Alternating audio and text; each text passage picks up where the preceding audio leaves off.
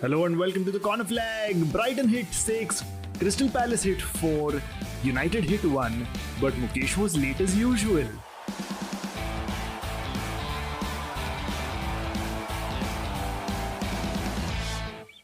Welcome everybody to the Corner Flag. Mukesh, how does it happen that after deciding a time mutually that we are going to start recording at 7 p.m, how are you still late to that?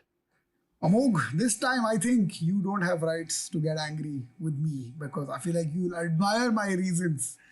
See, Yes. previously it used to range from making paneer burji, Yes. correct? Yes. And I was sleeping, correct? Whereas now it is the much more adult. I was working out and I worked out extra hard. Therefore, therefore, I am late because I'm fitter. So would you not want me to be fitter?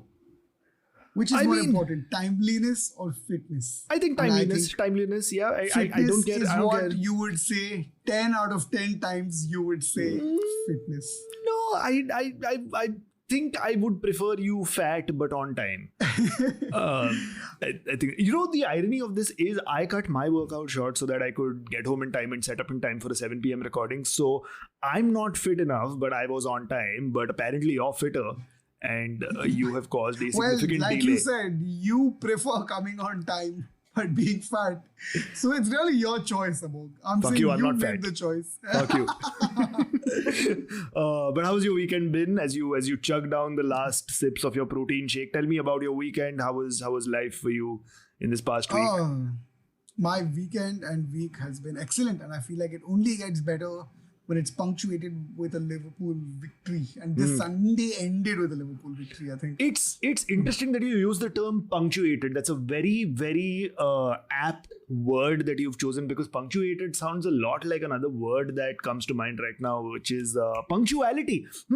There's a word that, by the way, while I was waiting for you to join this recording, I was just browsing Instagram because there's nothing else to do. And somebody had shared a post by Karan Johar of all people.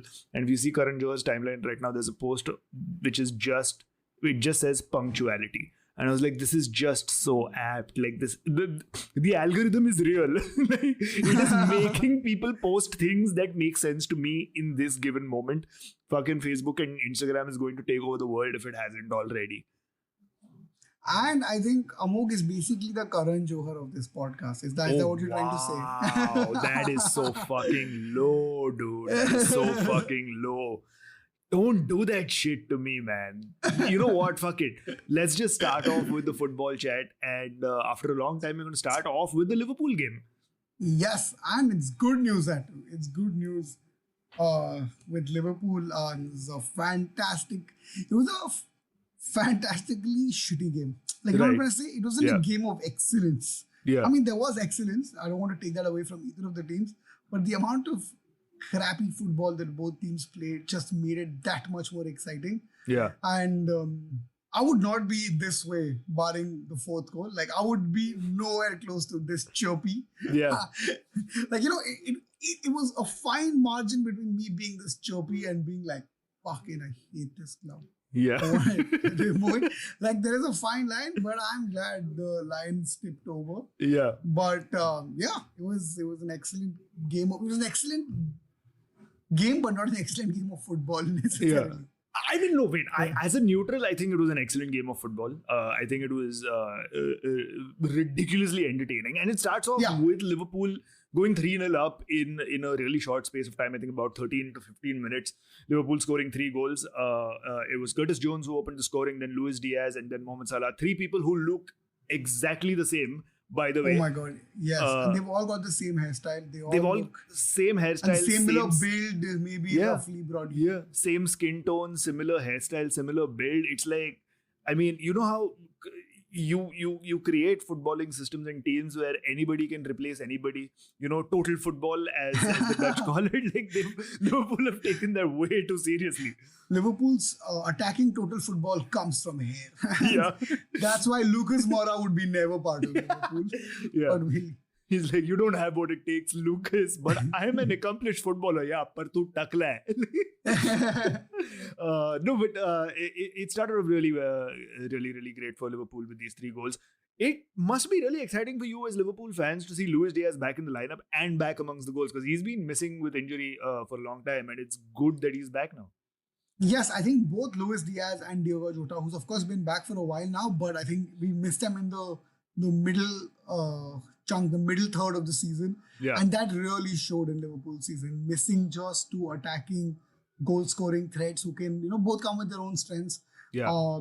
Both of them were missing, and now that they're back, like the attack is a lot more fluid. It's a lot more confident. There's a lot more bravery. There's a lot more forward passing, shooting, taking riskier shots. It's just so much. It's just relieving to watch them back, because the attack finally looks interesting. I feel like I'm watching 16, 17, 18 Liverpool, that pure attack-minded football. Yeah. Irrespective of the number of goals that go in at the back. Yeah. And it's really interesting and exciting. And to see Curtis Jones, who's been having a rough he's had a rough season, like in terms of he's not been able to turn up. And I think he's also been physically outmatched by the Premier League, but maybe he's adjusted to this new system. So I think it's just all in all excellent. Those first 15-20 minutes were just pure bliss. Yeah. It was I could not get enough of those. And then, thankfully they weren't enough of those. And then after those first few minutes of bliss, there was probably an entire chunk of heartburn, because Spurs came back, and we saw this same thing. Like, while I was watching the game, I was thinking, this is exactly how Spurs played against Man United when they came back from 2-0 down to draw the game 2-2. And it was just a feeling of super frustration, because United started off that game really, really well. And as a United fan who was watching the game, and I'm sure even the players thought this while they were playing, Spurs were right there for the taking. Like, they were there to be given a spanking, and United just did not follow through on the opening 2 goals and did not close the game out. But in the second half, Spurs just came back as a completely different team. I don't know if Ryan Mason's giving the team talks, or if Harry Kane is taking up those duties as well, saying, Bhosidi ke mera last season hai. Let it be a somewhat happy one at least. Yes, and even against Newcastle, if you notice, it's the first 15 minutes where they messed up. But after that, if you look at the score in the last 70 to 75 minutes, the score was 1-1. Yeah. So I think Spurs needs to Ryan Mason needs to get them on pitch 15 minutes early, make them play, and then continue playing the game. Like, they need 15 minutes to adjust. It's like they all wake up around that time. Who's this? You're Harry Kane. Yeah. Your son. And I think that's what really happened. And also, like, again, every time Harry Kane scores, it's like his team gets butchered, but he'll score those 1 or 2 goals. Yeah. And it keeps making me wonder, like, how many goals would he have scored if he was at a team like City or a United or a Liverpool? If he had just had transferred out, I think Shearer's record would be behind him by now. Yeah. But I think as a Liverpool fan, I knew when Harry Kane scored that goal in the first half, it felt like they're going to equalize. I don't know, something about the way I was like, it's going to happen. It's just a matter of whether Liverpool can score 1 more. But I knew Tottenham was going to come back and make it. Tottenham was going to score 3 goals. Now, whether Liverpool could score more or not was up to their attacking potential, because if you look at the last 75 minutes, Liverpool basically lost 3-1. Exactly. So, and they could have actually scored a lot more. Spurs actually could have scored a lot more, because Son suddenly just was on fire and he was leading the attack really well. He must have hit the post, 3 times in the game? 3 times easily. And you could see that. And also he had it wasn't even a lack of composure, it was pure luck. Like sometimes hitting the post is because of lack of composure, but they were pretty much perfect shot. It's literally like, it's like one of those, a butterfly fluttered its wings in Brazil and thank God Son missed. It was just like pure luck. It was like, you can't calculate this shit. So that was I was very, very nervy. Very, very terrifying. And also I was just looking at, I think the Liverpool defense was shambolic. I think okay, to give some credit to them, maybe not credit, some benefit of doubt. I think the kind of system Liverpool's playing now is a 3-5-2, where Trent goes pretty much into the midfield. Which is something that I want to talk about, because Trent has a complete free role now, which is unheard of and unseen when you're talking about a right back. I think I think what it's looking like is that it looks like when Liverpool attack, they have 12 players, but when they defend, they have only 10 players. That's what Trent has made it look like. Which is why I think the defense looks a lot more shambolic because they're always a man short. It's just Konate, Robertson, and Virgil van Dijk. So I think all three of them had a terrible game. Right. Konate was a little better, but I think in general, But I do think it is terrible because it's three people marking, and you have Fabinho who's been out of form, and Jones has gone up a little bit, and Harvey Elliott, who's I think was supposed to cover a lot more. I think he's not. He can't win balls. He's physically so small. He's not fast enough. He's still a youth player at the end of the day. He's not yet has the thing to take on the Premier League seniors, and especially not a team that are like Tottenham, which has some big, you have to keep up with Son, Kane. He doesn't have the capacity to run the game. So I think that's why Liverpool's defense also came up short because it is now effectively a 3-5-2. Yeah. But yeah, I think Liverpool's defense was shambolic, but it was fantastic to see. Speaking of the three at the back, and speaking of Virgil van Dijk in particular, how are his ankles, dude? Because Ivan Perisic just made him completely twist and turn and fall on his butt. Fall on his butt? I think it looked really awkward the way he landed. It felt like he was doing limbo. Like to a bar only he could see. Like, we can't see, but he's seeing it. But yeah, Liverpool's defense needs some working. But I do think it's more they need one solid defensive midfielder. Yeah. Who can do defense. Yeah. So we need that. But that was shown. But I think it was just lovely to see Liverpool playing such fluid football. That was pure attacking. Yeah. And Trent has this energy about him that's like, where he feels like he's the protagonist of this Liverpool story. I don't know how to explain. He feels like, this is about me, man. Yeah. So which is nice. I think it's nice to see football players with that sort of confidence. Yeah. Speaking of football players with confidence, we have to talk about Richarlison because this is a man with a lot of confidence, but not as many goals. And this is a great story. Richarlison is a great story because he is, up until this game, he had not scored for his new club, Spurs, at all. He had come very, very close. And this just seemed perfect because, former Evertonian, of course, he was very warmly received by the Liverpool crowd when he subbed on. Boos every time he touched the ball, obviously, and he loves shithousing the Liverpool crowd as well. All in good fun, right?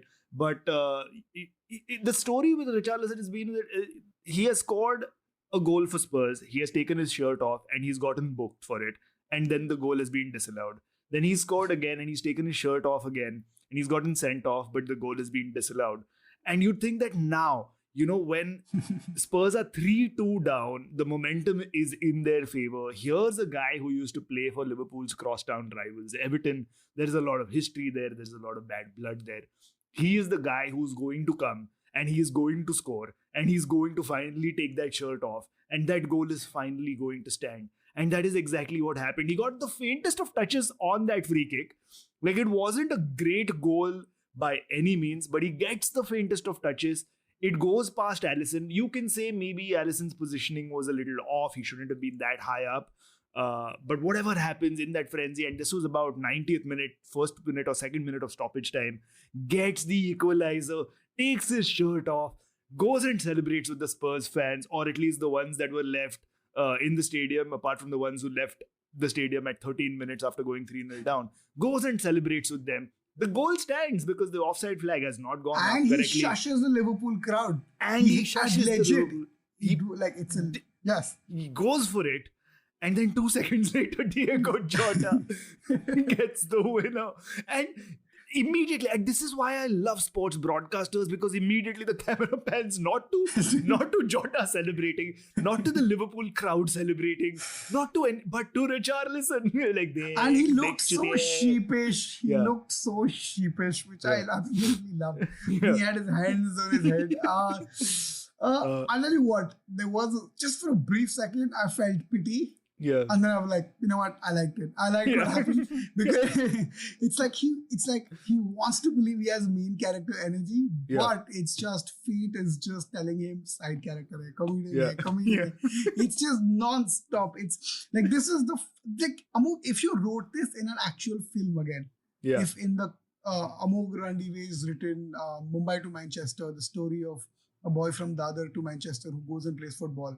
The script is coming to you in theatres near you in 2034. Inshallah.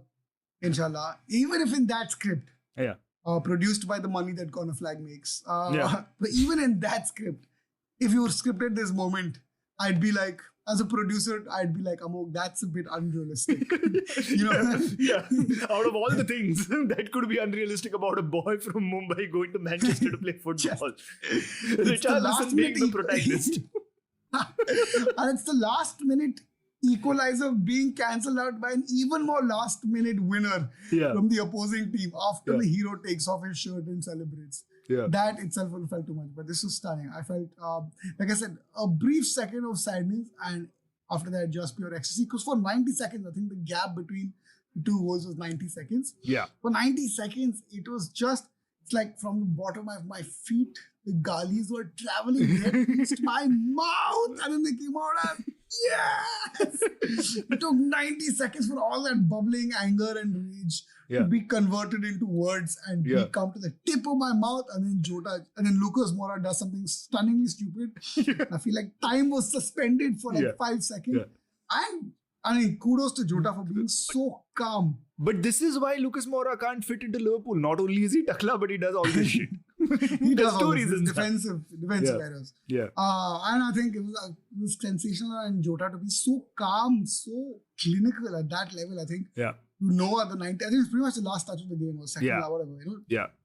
It could have been the last touch of the game to just be so clear. There was a defender right behind him. I think one more trying to cut the shot off. The goalkeeper was actually well positioned.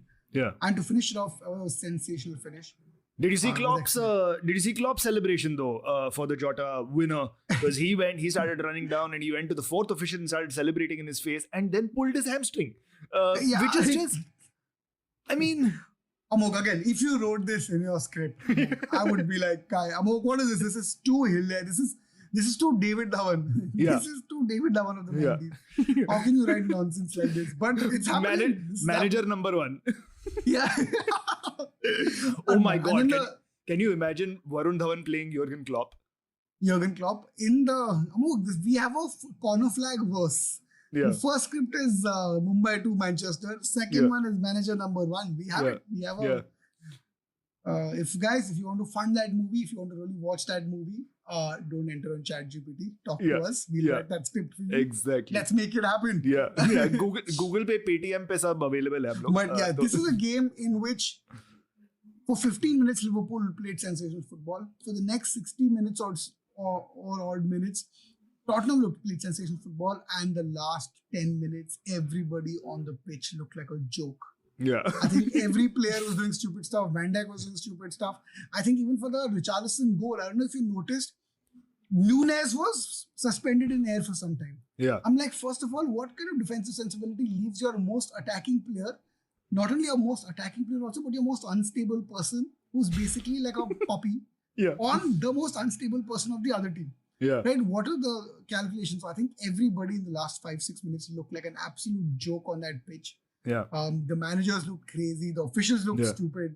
They were doing something stupid. Even Ryan Mason was up to some nonsense. I think he was celebrating. But the thing is, Ryan Mason was so angry about certain tackles because I think Diogo Jota was booked for this, for a high boot on Oliver Skip, where he got a cut on his face. And Ryan Mason was angry about it and he wanted it to be a red card. I don't think it was a red card because, of course, Skip's head was stooped down. So it's not serious foul play. It was just a high boot, and for that, a yellow card is correct. But Ryan Mason obviously was really, really upset about it. He was fighting with the fourth official, which is very unlike Ryan Mason. I don't think Ryan Mason has the physical capabilities to be angry. So when you saw that happening, it just seemed like a glitch in the matrix. Like, ये नहीं होना चाहिए. ये बराबर नहीं है. कुछ तो गलत है इधर. And even the clothes he was wearing was so classy. Yeah, no, he just looks like a really classy, really elegant dude. Yeah. Like, he just looks like a guy that has not a bad bone in his body. I mean, well, apart from his skull that got fractured, but apart from that, there's nothing. I'm so sorry about that. I'm so sorry because it was a bad injury. It ended his playing career. It's really bad. But he just looks like a really nice guy. To see him that angry, I was like, I'm glad that you're showing the emotion, Ryan, but it's a correct decision. Like, you're wasting your energy on a decision that's never going to go your way. But I want to stop you from all this technical analysis of Liverpool. Like, nobody wants to hear that shit. I want to talk about Klopp's hamstring because for your coach to pull a hamstring while celebrating, do you think the rest of the players are going to respect him in training the next day? So like, By the way, and yellow carded. Don't And forget, yellow and he carded. got yellow carded. But what To was me, that that's- for? What did he say to the fourth official? What was the whole deal? I think he got the yellow card for celebrating in front of the fourth official. But why did he I think celebrate? I think there's fourth of so obviously I think both managers were upset. In fact, on contrary to what you said, I think that I don't think Ashwin, I do think that was a red. I think Diogo Jota's foul was worthy of a red, but I also feel like Oliver Skip. Wait, you think it was worthy of a red? I think it was worthy of a red, but the problem is Oliver Skip had a tackle on Luis Diaz, which should have been a red anyway. So I'm like, it doesn't matter now because either Oliver Skip should have gone off, which means should gotten a red, which means this tackle wouldn't have existed and Tottenham would have been reduced to 10 men, or this is not given a red because that wasn't given a red. But that's only the reason. But because of that, and I think there were multiple fouls on Salah. At this point, when Salah gets fouled, they're like, let it happen now. Let it happen. Like, why? Of course, he's done something. He's done something to their parents or something. So like, let it happen to him. Nobody's the fouls on Salah were insane. I think they were at some point the tugging of the shirt is one thing, but I think they were tugging on his nipples or something. Like, they were just holding him back, clawing him back. I'm like, what is that? Like, this is terrible. So I think that's why Klopp was angry. And after the game, he's like, he said something mysterious. He said, I deserve it. I deserve the yellow. It was wrong what I did. But the official said something which I can't reveal to the public what he said. And then, what do you think he said? What do you think the official said to Klopp? Your hair isn't real. And that's the one that got him. Yeah. No, your hair, your teeth, both not real. What the fuck is wrong with you? And then the referee said, your team's chance of making it to the top 4, also not real. And that's when Klopp got super angry. That's when it got angry.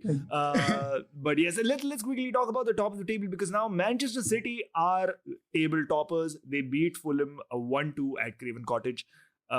Started off with a penalty, of course, a bad tackle by Tim Ream, giving Erling Haaland the chance to take the lead from the spot. When Erling Haaland takes a penalty, I think sabki gaand fatti hai. If I was a goalkeeper facing that now, the way he runs to the ball, he doesn't do any of the short run up, slow run up, skip. No, he runs full sprint and whacks it.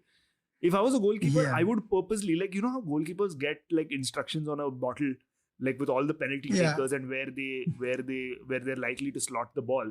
If Haaland is going to slot the ball to my left, I will read it. I'll be like, okay, cool, got it. I will purposely dive to my right. Jane de goal. I would rather be 1-0 down than be faceless. Yeah, I feel like the instruction just says, save it.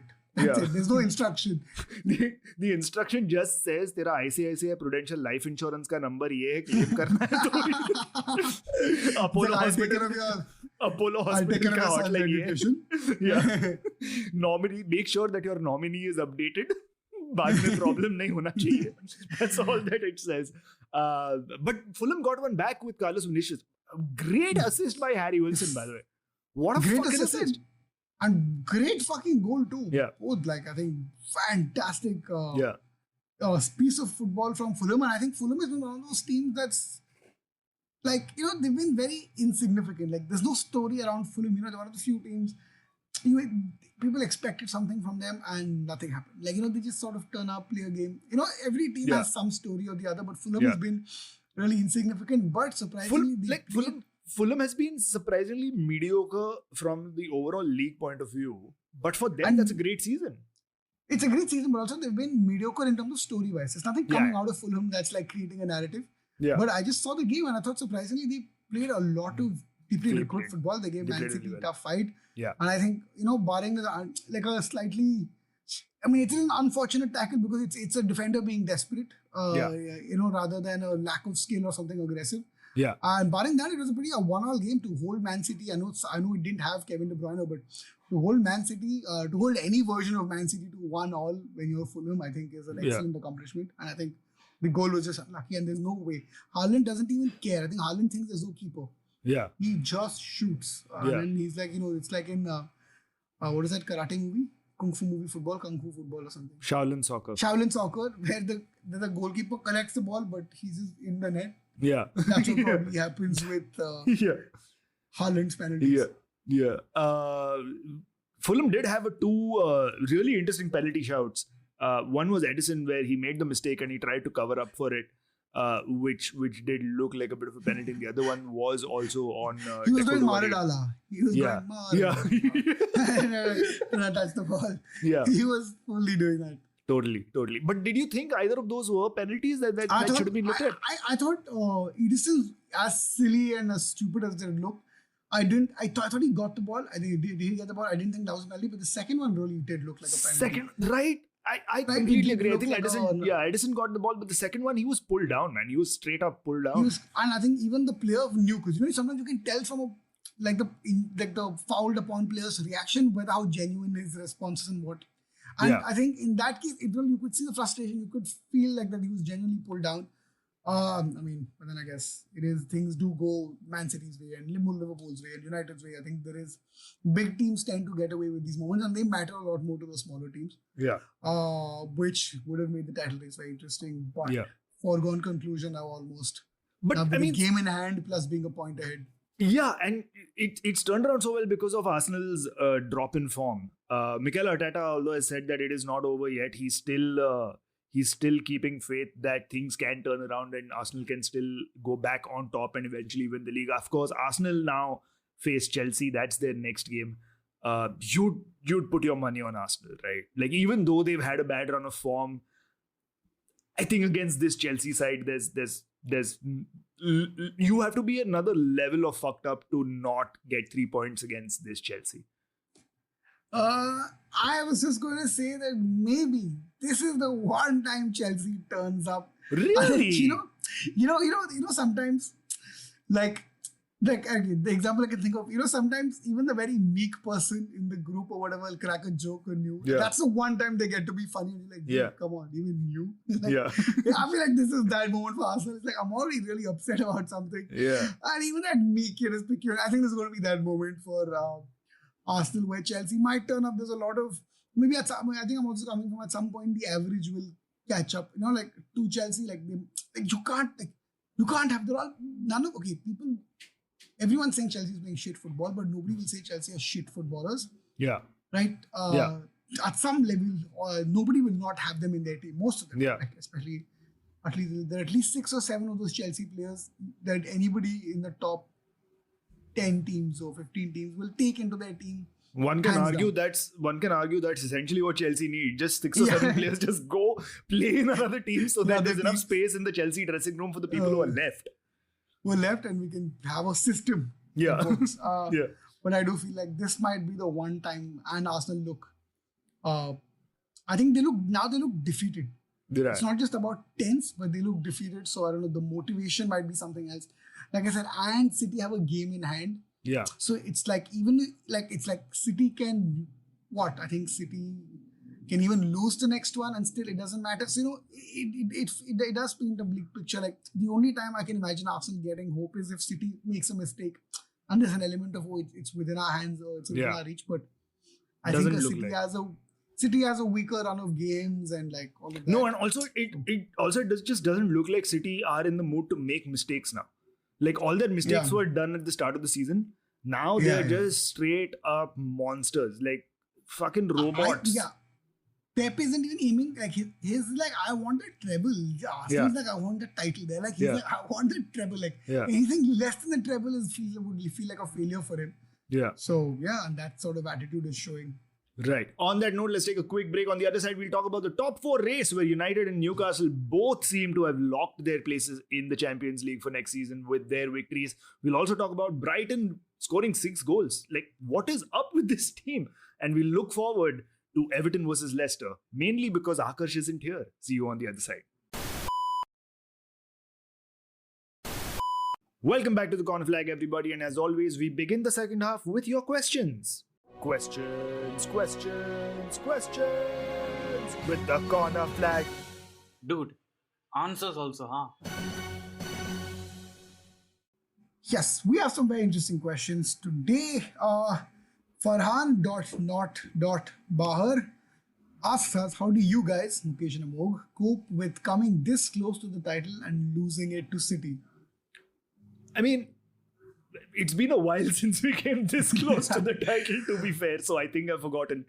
But yeah, I think after a point you just and this is also because it's been a while since United won the title. I think we've just forgotten and we've remembered that it's just a game, and these are teams that are 7,000 kilometers away from where we stay. So it's okay. Like chalta hai. Like life goes on, and jo hoga dekha jayega. I'll tell you guys what Amogh does. Amogh plays FIFA and he sets it on easy mode and he scores 45 goals against City. Yeah. Every game has 45 goals. That's what he does. As for me, what do? I cry a little bit. I then I philosophize by telling myself, ultimately, what are we here for? The further we push it away, the better the victory feels when it ultimately get it. So yeah, I guess see you 25 years later or eventually 30 years later when Liverpool win it. And then I'll answer your question with, fuck yeah, we finally did it. Yeah. But Farhan, we have corresponded with you earlier and we know that you are our one Bangladeshi fan. And we also know that you are our one Arsenal fan. I mean, I'm sure that we have more, but you're an Arsenal fan who has publicly identified himself. So, guts, bhai, guts. But publicly identified himself. Yeah. The next wing of the A in LGBTQI stands for Arsenal fan. Yeah. No, but, wow, this is so wrong. No, but I do feel for you. I do feel for you and I do feel for Arsenal because Arsenal have played so well throughout this season that it sucks that they're now, it looks like, not going to win the league. As a United fan, I still hope somewhere that Arsenal can turn it around and manage to win the league, maybe by a point, maybe on goal difference. I don't know how that will work, but because that means that City won't win the treble and it's not on Man United to beat them in the FA Cup final to stop them from winning the treble. So if you could do us a solid, that would be great. But yeah, it's been a great season. See, regardless of anything, I feel like Arsenal fans need to remember that this has been a spectacular season under Arteta. And I feel like because this Arsenal team is in the age group that it is, lots of young players, lots of promise, lots of chemistry already within the squad. And finally, it seems like the club itself, like from the people who are running it, seem to have got their eggs in a basket. They're doing the right things. They're making the right moves in the transfer market. There is a certain amount of positivity that goes with it. So, on to next season, you'll come back stronger. Yes, as they say in Liverpool, you will win it next season. So yeah, that's for you. RBNR, like RBNR, who'll bottle top 4? Wait, and then there's another related question. I will just get to that. Along with PRS, MUFC asks us, given current form, what will be the order of top 4 and bottom 3 when the season ends? I think, top 4, I feel like, and we're going to talk about this as soon as the question segment is done. I feel like top 4 is pretty much done. It's City, Arsenal, Newcastle, and Man United. I don't think that is going to change because I feel Liverpool are still quite far away from the top 4 spots. Realistically speaking, I don't think it is going to work out. So I feel like with Newcastle and Man United both getting wins over the weekend, they've put themselves in a very good spot to be in the Champions League places. I do feel United will be able to leapfrog Newcastle and go into third because this game in hand that they have, which is against Brighton now, which is the game coming up. If they win that, then they go 1 point ahead of Newcastle. And I feel like that could happen. So I'm still hoping that United finish third and Newcastle finish fourth. But as for the teams, I think it's these 4 teams for sure. For sure, agree. Hard agree. I think the interesting bit is going to be Brighton or Liverpool for the 5th spot. But I think other than that, I don't think it's top 4 is pretty much sorted. Top 2 is sorted. Yeah. But in terms of the relegation, though, in terms of the bottom 3, that's a really interesting one because it is still very, very tight. Bournemouth, surprisingly, are safe now, as good as safe. They've got 36 points. So, I feel like they are definitely going to be in the Premier League. And what a fucking spectacular change of form that they've had under Gary O'Neill. He's really worked hard to get that team back to where he would want them to be. And I feel like they are definitely going to stay in the Premier League. But in terms of the others, it does look really, really tough for Everton. And I'm still kind of shocked that Everton are in this place, but it does look very, very tough for them. I am supremely shocked. Everton and Leicester are both there. I think none of us in the beginning of the season, Everton, even at least for the sake of banter, we would have predicted for them to get relegated. But I think Leicester being there is the biggest shock. And it's disappointing that such a talented set of players are there. I feel like, considering the fact that Everton and Leicester are playing against each other later tonight, So by the time this episode goes out and you get to listen to it, obviously this match would have been played and we'd know the results. But as of now, we can only speculate what it could be. I feel like Leicester will probably beat Everton. But Everton still have it within them to get out of the relegation zone because Leeds are not playing well. And Leeds are playing Man City next. So, Leeds have got 4 losses in their last 5 games and a draw. So they've picked up only 1 point in the last 5 games. They're in a very bad shape. The supporters are turning on Leeds as well. They're turning on the board. So it's an absolute mess over there. And I feel like Leeds, right now, they might be 16th, but they are going to get sucked into the relegation zone very, very fast. I feel like Nottingham Forest will go down. And I hope Everton stays up. I hope it's Leeds, Leicester and Southampton that go down. But yuck. I hope it's Leeds, Everton and Southampton. Come on, how can you push Leicester down? I really hope Leicester doesn't go down. Because Leicester have been down. The thing is, Leicester have been a championship side in recent memory. Everton just have not. And it's just weird. You remember the time when Newcastle got relegated for the first time. Or you remember the time when West Ham got relegated for the first time. It just felt weird. It felt dirty to not have these teams in the Premier League. And I feel like if Everton goes down, that will be the same thing. With Leicester, not so much because Leicester are fucked and they've been in the championship in recent memory. So it'll be like, chal, fine, theek hai. Also, that means United or maybe Newcastle United can probably get James Maddison on the cheap. So it's win-win for everyone. Harvey Barnes also. So, I wouldn't mind if Leicester go down, but I'd be really disappointed if Everton go down. The other way around for me. I hope Everton goes down. And I hope Leicester stay up. But Amogh is right. It does look like Leeds will join them. And maybe Nottingham Forest, maybe these 2 clubs with their Premier League experience will find a way to escape the relegation zone. But Southampton for sure. So then it's a hope game between Everton and Nottingham Forest Leeds. Yeah. Okay, and the last 2 we have 2 questions. Bhav Neat asks us, how long do you think Klopp is out with that hamstring injury? It's a tough one to call. We've looked at the replay, but we don't know what the extent of the injury is. We'll have to speak to the doctors and see what is happening. It's a wrong time for such an important person to get an injury at this point in the season. We are going to miss him. We don't know if he's going to be able to make it for the next game. The doctors will obviously push for it, but as of now, we can only wait for the scans and see how deep the injury is. Yes, he will turn up for training in a stretcher, smoking a cigarette, drinking a beer, which means he's probably okay. And press conferences are going to be equally entertaining. So I'm guessing that's all you need to know. Yeah. But yes. And our last question is Raga_19 who says, are you guys interested in a live taping of TCF episode? Please be. Yes, we are. And we've been talking about this for a while. It may not happen for this season because in the off season, we'll get some time to properly plan this out. And next season onwards, we'll be able to schedule live tapings of the podcast, which will be great because it should happen this year if everything goes according to plan. At least one live taping should happen this year. Mukesh, Akarsh and I have spoken at great length about this very thing and we're damn excited to make it happen here. You know what I love about this question? The innocence of, are you guys interested? It's like, are you interested in Deepika Padukone as a girlfriend? Are you interested in $1 billion? No shit. Are they interested in me? Will people turn up? Will Farhan not come? Will he come from all the way from Bangladesh for the viewing? You guys turn up. So the question is back to you guys. Will you guys turn up and be in Bombay and watch our show? If we do this thing, then we are definitely very interested. We will do one excellent one at the beginning of next season.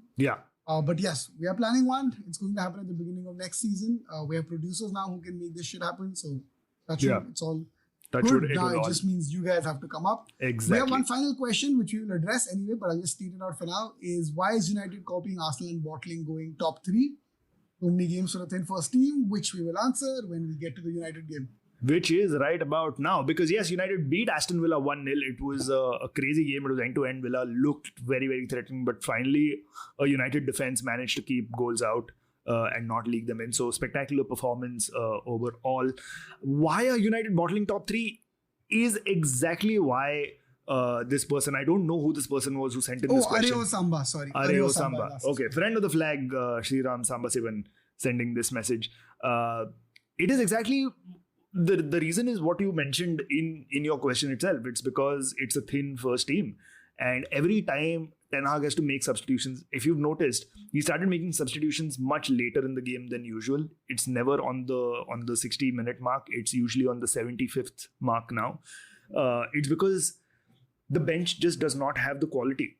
Like they're decent players, but your best players, the players who are in the best form of their lives, are all in the starting 11. And unfortunately, those players include Christian Eriksen, who can't realistically do 90 minutes right now, especially because he's also coming back from an injury. Casemiro, who can't really... To put it mildly. Yeah, to put it mildly.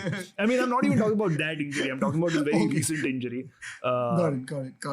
Casemiro is not getting younger. He does pull 90 minutes, but he's not getting any younger. Scott McTominay is injured. So it all falls down to Fred. So we do need recruitments in certain areas. Everybody who supports Man United gets fresh panic every time Ten Hag is talking to Maguire and giving him instructions. Before bringing him on in the 80th minute, you're like, oh fuck, we have only a 1-goal lead and you're putting Harry Maguire on. Kuch to lafda hone wala hai. So yeah, I think that is the main reason. Also, United have played a lot of games this season. And it's fatigue, man. At the end of the season, it's fatigue. When you don't have squad depth, it eventually just comes down to that. But the good thing is, at least Villa's unbeaten run, the winning streak that they had for 6 games came to a halt. And it was Bruno Fernandes who scored the goal. It was great because Emi Martinez celebrated by dancing with the fans after Fernandes missed a penalty the last time United faced Aston Villa. So, fuck you, Emi Martinez. I think also bottling top 3 doesn't sound like all that bad considering. I mean, honestly, as a fan, I would never care about 3 and 4 because I mean, I think 2 implies that you could have been in the race. Yeah. So that matters a little bit. But 3 and 4 are pretty much interchangeable. So I think United, and I think I can see fatigue hitting them, but luckily United have given themselves enough of a cushion. To maybe even lose 1 or 2 games, but still finish off the season in a comfortable 3rd, if not 4th. Yeah. And it looks like... By the way, did you see Bruno Fernandes and Casemiro arguing after the full-time whistle? Yes. It was... And they do that quite a lot. Like, Casemiro does this a lot where even after they've won, I think this was in the Carabao Cup final when they beat Newcastle, everybody's celebrating with the trophy or whatever, and Casemiro's just arguing with Bruno Fernandes. To pass kyun nahi kiya, bro? Pass karna chahiye tha. Like, but I love this. I love the details that Casemiro picks up. Like this is the elite mentality that we needed in the squad desperately. And I'm glad that Fernandes is there. I'm glad that Casemiro is there. Jadon Sancho was not very happy though. Jadon Sancho telling Bruno Fernandes, stop moaning when Sancho misplaced a pass or didn't pass and let go of possession. So interesting stuff. Yeah, I think, I mean, as for Casemiro, I think I think that's some of the better buys that United have done. I know he's costed them a few games, maybe like 1 or 2 games, because he's not, I think, physically up to his best and he's not player, but I think he just brings in that mindset and mentality which United sort of seeps into next season and 2 seasons later. Yeah. Absolutely. And on the other end, Newcastle United also getting a 3-1 victory over Southampton to have pretty much locked their spot in the Champions League next season. I think this is a fantastic story for Newcastle United and their fans to be battling for relegation at one point, and then with the takeover, the mood and the vibe around that club has suddenly changed and everybody is pulling in the right direction. All the players, the signings that they've made are all playing well. And they're just steamrolling into the Champions League, and it's going to be fantastic to see Newcastle United in the Champions League next season. Like, I cannot wait because I think I think you and I have discussed this. This is like next season I'm probably going to hate Newcastle, but this season I absolutely love them, and I'm going to hate them because they're so good. Yeah. But this season, the kind of players, I think, there was all this talk about them being oil money, etc. And that is of course true, another separate debate, but I think nobody can say that the success stories of all these players who've come is absolute success stories. Like, these are players who weren't exceptionally rated, but they've turned up, just coached a little better than most teams, and they've taken their team to 3rd place in an era where other teams have billions backing them. Yeah. Right, in an era when Everton, which has spent about some $500 million, is like Yeah. in 19th. And Yeah. as Chelsea, which has spent about $1 billion, Yeah. is about 10th. I think just shows that such, well, what you would call probably championship players or mid-table players, and coach them just a little better than most people and take Yeah. them to Champions League. Yeah. It is excellent. I think maybe next season they'll have more expensive players, but for now, every football fan should relish where Newcastle are. And what an excellent turn! What an excellent game they played against Southampton. Yeah. It's Southampton, but still, it's an excellent game against Southampton. Yeah. Even after going 1-0 down, they fought Down. back and they got the goals. Callum Wilson's in the form of his life. Alexander Isak is in the form of his life. What a striker Alexander Isak is, right? Like, he is such a good player. Like, he can play as a number 9. He can play on the wings as well. He's quick. He's got a great finish on him. And he is one of the smarter buys that Newcastle have made, along with him, Bruno Guimaraes, Kieran Trippier. Like, these are great signings.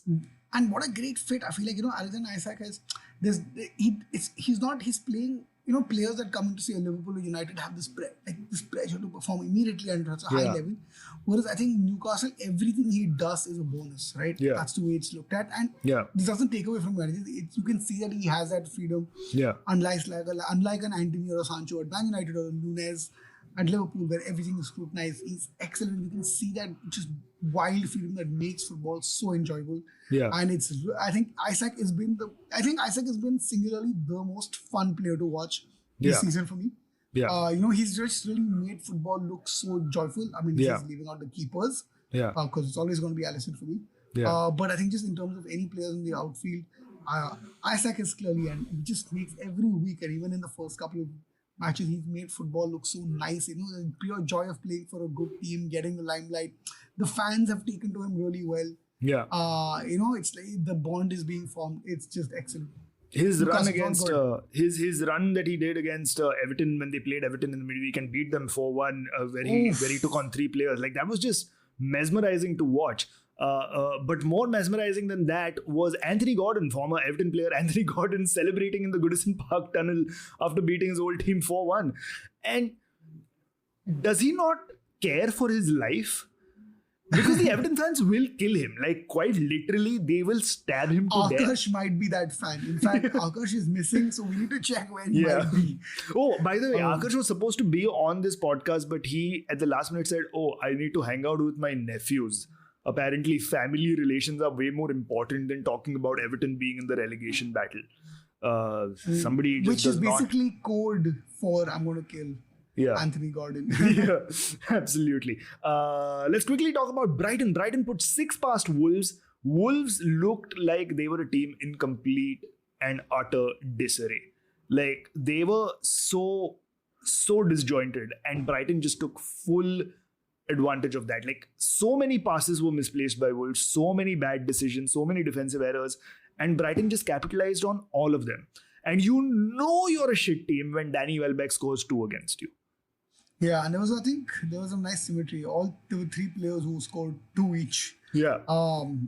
Which is Brighton. great symmetry in football, right? It's perfect symmetry in football. It would be better if all 3 scored hat-tricks, but then that would be a 9-0 scoreline, which is just like next level. But a 6-0 scoreline with 2 goals for 3 players is perfect. It is absolutely perfect. Braces for the attackers. Brighton's always excellent as usual. Scarily excellent. Yeah.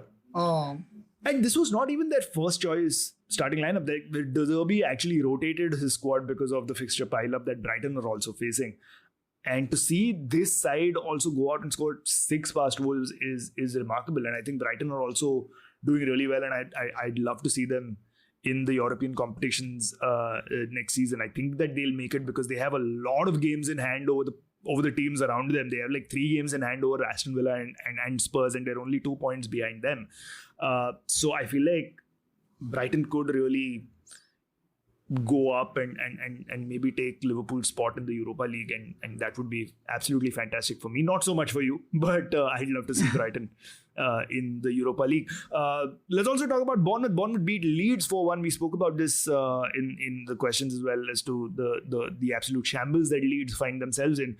But 4-1 victory for Bournemouth sees them level on points with Chelsea.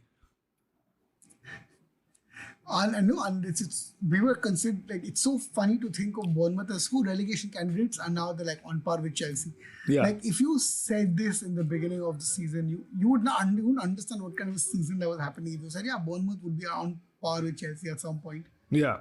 and it says good for them, happy for them, they've done a good job Yeah.